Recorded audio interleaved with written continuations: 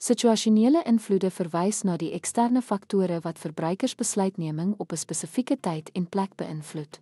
Bestuurders moet hierdie invloede verstaan om strategieë te ontwikkel wat effektief verbruikersbehoeftes in diverse kontekste aanspreek. Bestuursimplikasies, dinamiese strategieontwikkeling. Bestuurders moet aanpasbare bemarkingsstrategieë skep wat faktore soos tyd, plek en sosiale konteks in ag neem. Besighede kan byvoorbeeld verskillende veldtogte vir aanlyn en winkel-inkopie-omgewings ontwikkel.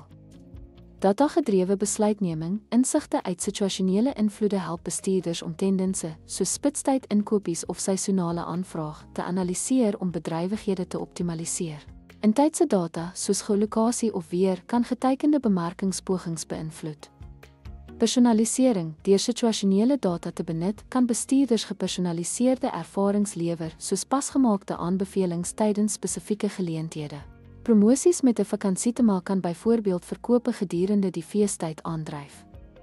Voorraad en hulpbronbeplanning. Begrip van situasionele tendense help met die bestuur van voorraad, personeel en logistiek en verseker dat aanbod aan vraag voldoen. Byvoorbeeld verhoogde personeel gedurende besige inkopietye verminder kliëntefrustrasie.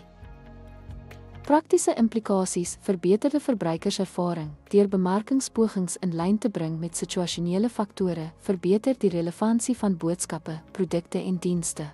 Byvoorbeeld, die verskaffing van ontspannende musiek en gemaklike sitplekke in winkels verbeter die inkopie-atmosfeer.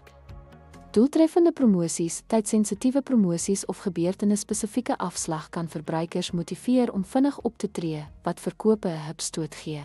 Kitsverkope gedurende hoë verkeersperiodes maak gebruik van verbruikersdringendheid. Handelsmerkpersepsie, deur voorsiening te maak vir situasionele invloede, verbeter dit 'n handelsmerk se reputasie as responsief en kliëntgerig. Byvoorbeeld, die aanbied van sambrele tydens skielike reënbuie verbeter die waargenome gerief. Kliëntretensie, die aanspreek van situasionele faktore soos by- of finansiële beperkings bevorder lojaliteit, aangesien verbruikers handelsmerke waardeer wat hul behoeftes verstaan. Situasionele invloede op verbruikersgedrag het beduidende bestuurlike en praktiese implikasies, wat vereis dat besighede buigsame, data-gedrewe en kliëntgerigte strategieë moet aanneem. Deur hierdie faktore aan te spreek, kan bestuurders kliëntetevredenheid verbeter, hulpbronne optimaliseer en volhoubare besigheidsgroei dryf.